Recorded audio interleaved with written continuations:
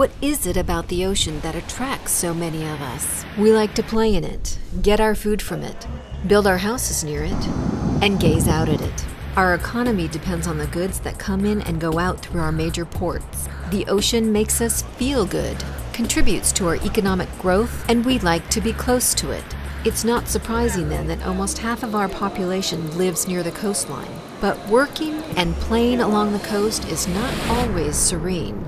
Powerful coastal storms can raise the water level significantly, 20 feet or even more, causing loss of life, destroying homes, businesses, and property. Hurricanes like Katrina and Ike showed us firsthand the risks that coastal communities face. It was 32 feet. We went through the first floor to the second floor, through the attic. The water came up to us like here on the roof. And we talking about swimming to the tree. And luckily, it subsided. With ocean waters warming and sea levels rising, it is likely that the U.S. will encounter future storms equally as harmful and costly. And with so many people living along the coast, the stakes are getting higher each year.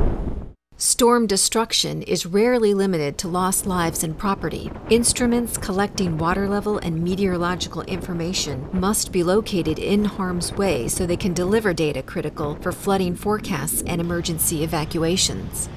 But all too often, these stations are damaged or destroyed during the very times we need them. The National Oceanic and Atmospheric Administration, or NOAA, has responded to this dilemma by strengthening some of its storm tide stations. Known as NOAA Sentinels of the Coast, these platforms are single-pile, 4 feet in diameter structures that stand at least 20 feet above the sea surface and are driven 60 to 100 feet into the seafloor for stability. For over 200 years, NOAA has monitored the rise and fall of tides using the latest technology. Beginning with human observers in the early 19th century, NOAA has harnessed technology to operate its network of tide stations that automatically collect accurate and reliable data every 6 minutes. Today, NOAA maintains more than 200 permanent water level observing stations. NOAA's goal is to ensure that the public has advance notice based on the most accurate and up-to-date storm tide and meteorological information. This is only possible, however, when the tide stations operate throughout the storm. So Sentinels are designed to withstand a Category 4 hurricane, with winds up to 155 miles per hour and storm surges of nearly 20 feet above normal. Planning, design, construction, and operation required a team of experts in surveying, engineering, pile installation, oceanography, quality control, and web expertise. With new technology, NOAA is better meeting the needs of coastal communities. Lives are often at stake during the 24 hours before a major storm.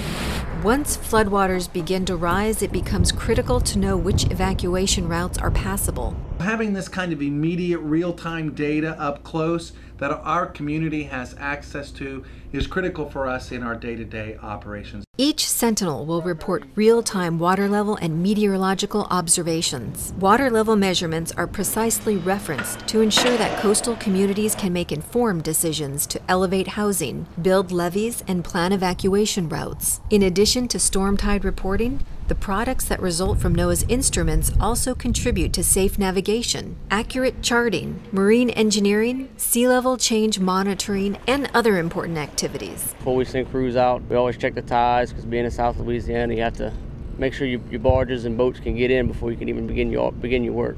So the tide information is very important. The first Sentinels were constructed along the Gulf Coast at Calcasieu Pass, Amarada Pass, and Shell Beach in Louisiana, and Bay Waveland in Mississippi.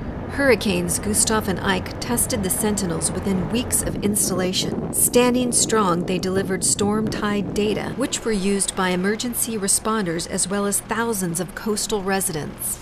More Sentinels are planned and will be built at exposed coastal locations as funding becomes available. Other stations in less exposed areas will be elevated above storm surge range on substantial structures. Coastal communities must be ever vigilant. Even tropical storms can deal a massive blow to many residents, especially storms that make landfall on a high tide. Sentinels are designed to serve the over 150 million residents of coastal communities, planning for the worst and hoping that we never need those plans.